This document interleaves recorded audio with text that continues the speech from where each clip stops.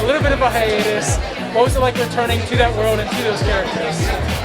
It was pretty weird. It was weird. It was weird. I think definitely. I think some of for the acting, like it was like, do I know this person? Like I was rewatching episodes, being like, who's in? What was each of your goals for the finality of this series? Have more fun. That was the motto for That was the season motto. 4, have more fun. Yeah, have more fun.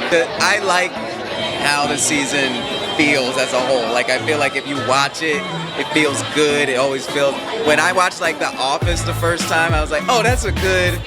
Okay, I don't need any more. It didn't feel like that, and I think season 4 is kind of our best. I thought season 3 was our best, but I was like, yo, season 4 is like even better, and it's because we had more fun. Like we didn't like overthink anything. We were like really loose and really Who like cares? yeah, like it's like who cares? Like it's like How's your experience in the writer's room been as the show has evolved and moved on and the team's been together longer?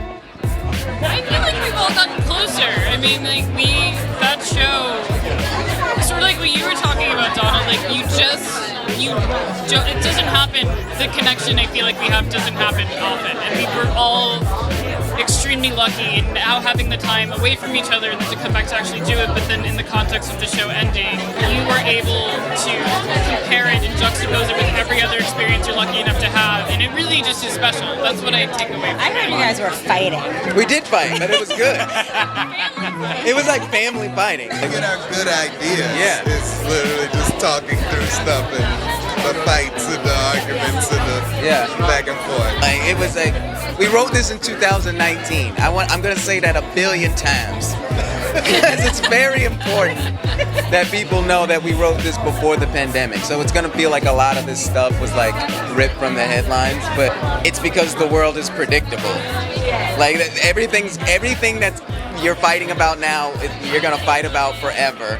And like that is the balance of life, and that's what's important. So like, yeah, like there wasn't anything that we were like, I guess, ripped from the headlines. What's your next big prediction?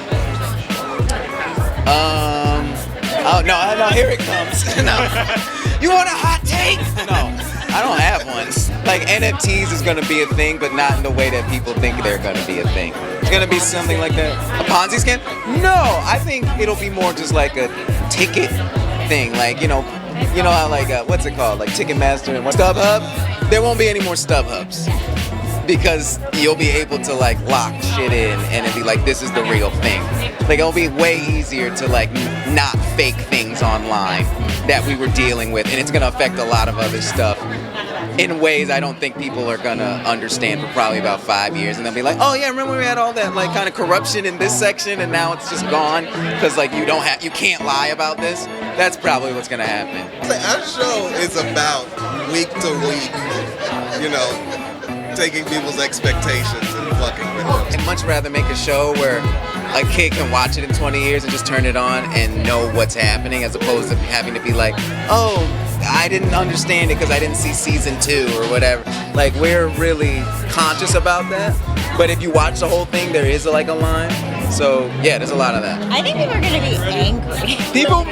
I hope people are Yeah, I angry. think people are gonna